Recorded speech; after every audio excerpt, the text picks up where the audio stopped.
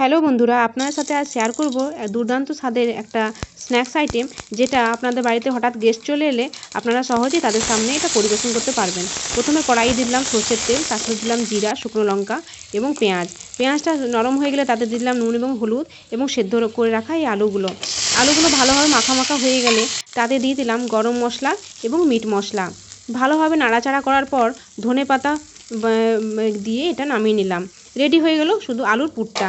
এবারে এটা কি করব, পাঁপড় থাকে ঘরে প্রত্যেকেরই, সেই গোল গোল ছোটো ছোটো পাঁপড়গুলোকে আমি জলে ভিজিয়ে রেখেছি যতক্ষণ না নরম হয়ে যায়।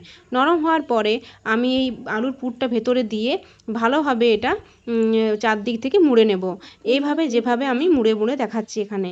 মুড়ে নেওয়ার পরে কড়াইয়ে গরম তেল করে, সেটা সরষের তেল হতে পারে কিংবা সাদা তেল, আমি এখানে সরষের তেল ব্যবহার করেছি।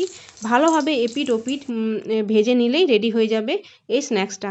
এই স্ন্যাক্সটা আপনারা সবাই চা দিয়ে খেতে পারেন কিংবা শুধু সস দিয়েও খাওয়া যেতে পারে। আমি এই স্ন্যাক্স আইটেমটা আমার ছেলের জন্য মেনলি আজ বানিয়েছিলাম। তো দেখুন কতগুলো শেপের এটা বানানো যায়। আমি অনেকগুলো শেপেরই আজ বানিয়েছি এবং আজ প্রথমবারই বানিয়েছি এই স্ন্যাক্স আইটেমটা। আপনারাও বাড়িতে ট্রাই করবেন।